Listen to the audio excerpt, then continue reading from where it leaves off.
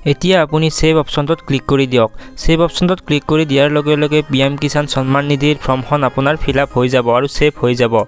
আপোনাৰ ফৰ্মখন একচেপ্ট হৈছে নে ৰিজেক্ট হৈছে চাবলৈ আপুনি কেইদিনমান অপেক্ষা কৰিব লাগিব আৰু কেনেদৰে চাব লাগিব সকলোখিনি মই এই ভিডিঅ'টোৰ জৰিয়তে আপোনালোকক দেখুৱাই দিম। প্ৰথমতে চাও আহক এপ্লাই কেনেদৰে কৰে। সাবস্ক্ৰাইব কৰক মোৰ এই চেনেলটো, লগতে কাষত থকা বেল আইকনটো দবাই অল নটিফিকেশ্যনত ক্লিক কৰক যাতে মই দিয়া ভিডিঅ'বোৰ সকলোতকৈ আগত পায়। আপুনি আপোনাৰ মোবাইলৰ যিকোনো এটা ব্ৰাউজাৰ ওপেন কৰি ল'ব আৰু তাত লিখিব pmkishan.gov.in এনেকৈ লিখি সাৰ্চ কৰি দিব।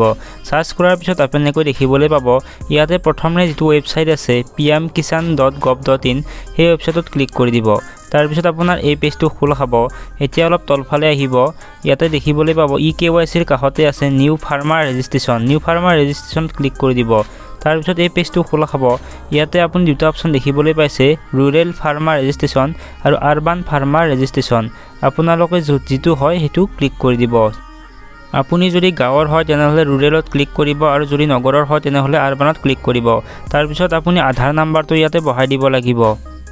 এতিয়া আপুনি এটা মোবাইল নাম্বাৰ বহাব লাগিব। আপোনাৰ যিটো মোবাইল নাম্বাৰ আধাৰ কাৰ্ডৰ সৈতে লিংক হৈ আছে সেই মোবাইল নাম্বাৰটো ইয়াতে বহাই দিব। তাৰ পিছত আপুনি আপোনাৰ ষ্টেটখন সিলেক্ট কৰি ল'ব আৰু ইয়াতে কেপচা কোডটো ভালদৰে চাই কাষত থকা বক্সটোত বহাই দিব। কেপচা কোডটো বহোৱাৰ পিছত আপোনালোকে গেট OTPত ক্লিক কৰি দিব লাগিব।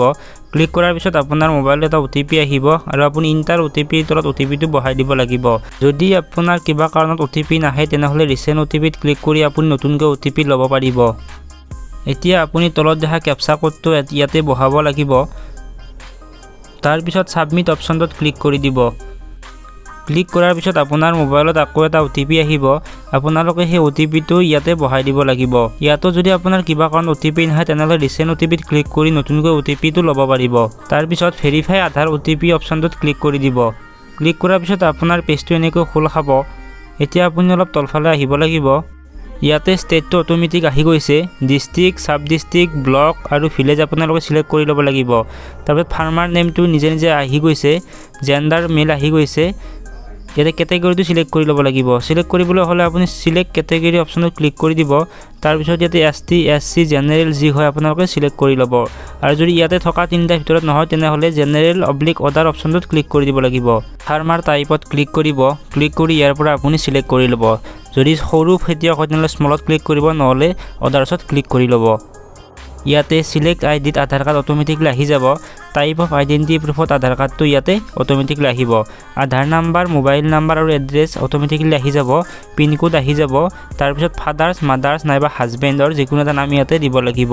লেণ্ড ৰেজিষ্ট্ৰেশ্যন আইডিটো ইয়াতে বহাই দিব লাগিব। তাৰপিছত ৰেচন কাৰ্ড নাম্বাৰটো বহুৱাব লাগিব। ডেট অফ বাৰ্থটো আপোনাৰ আধাৰ কাৰ্ডৰ পৰা লৈ ল'ব। PM কিষাণ মানধন যোজনা যদি আপুনি একচেপ্ট কৰে তেনেহ'লে য়েছত ক্লিক কৰিব, নহ'লে নোট ক্লিক কৰিব। তাৰপিছত আপোনাৰ লেণ্ড হোল্ডিং যিটো আছে সেইটো ছিংগল যদি হয় ছিংগলত ক্লিক কৰিব, নহ'লে যদি জইন হয় তেনেহ'লে জইনত ক্লিক কৰিব। তাৰপিছত তলফালে আহিব আৰু এড অপশনটোত ক্লিক কৰি দিব। ক্লিক কৰি দিয়াৰ পিছত তলফালে আহিব। ইয়াতে আপুনি দেখিবলৈ পাইছে সাৰ্ভে / খাতা নম্বৰ ইয়াতে বহাব লাগিব। ডাক / খচৰা নম্বৰ ইয়াতে বহাব লাগিব। এৰিয়াটো বহাব লাগিব, কিমান মাটি আছে আপোনাৰ। লেণ্ড ট্ৰান্সফাৰ ষ্টেটাছ সেইটো আপুনি কেতিয়া ট্ৰান্সফাৰ কৰিছিলে। যদি 1/2/2019 আগত কৰিছিলে বিফোৰত ক্লিক কৰিব। যদি 1/2/2019 পিছত কৰিছিলে তেনেহ'লে আফটাৰত ক্লিক কৰিব। লেণ্ড ট্ৰান্সফাৰ ডিটেইলছত আপুনি ক্লিক কৰিব। আপোনাৰ মাটিটো আপুনি ক'ৰ পৰা পাইছিলে, কাৰ পৰা পাইছিলে সেইটো ইয়াতে সিলেক্ট কৰি ল'ব। তাৰপিছত লেণ্ড ডেট ভিজিটিং আপোনাৰ মাটিটো কিমান তাৰিখত হৈছিলে সেই ডেটটো ইয়াতে দিব লাগিব। তাৰপিছত যদি আপোনাৰ পট্টা নম্বৰ আছে, RFA নম্বৰ আছে তেনেহ'লে য়েছত ক্লিক কৰিব, নহ'লে নোট ক্লিক কৰিব। এতিয়া অলপ তলফালে আহিব। ইয়াত আপুনি ডকুমেণ্ট আপলোড কৰিব লাগিব। ডকুমেণ্ট আপলোড কৰিবলৈ হ'লে আপুনি চ'ৰ্চ ফাইলত ক্লিক কৰি ইয়াতে আপলোড কৰিব পাৰিব। আপোনাৰ মাটিৰ ডকুমেণ্টখিনি ইয়াতে আপলোড কৰিব য'ত লেণ্ড লিখা আছে। তাৰপিছত আধাৰ কাৰ্ডখন আপলোড কৰিব লাগিব। আধাৰ কাৰ্ডৰ দুটা পিঠি আপুনি আপলোড কৰি দিব লাগিব। সকলোখিনি কাম হৈ যোৱাৰ পিছত আপুনি সেভ অপশনত ক্লিক কৰি দিব। মই যিহেতু ইয়াতে ফিল আপ কৰা নাই গতিকে মোৰ ইয়াতে এনেকৈ আহিছে। আপোনালোকে যেতিয়া গোটেইখিনি ফিল আপ কৰিব তেনেহ'লে আপোনালোকৰ এইটো সেভ হৈ যাব আৰু সম্পূৰ্ণ প্ৰক্ৰিয়াটো হৈ যাব।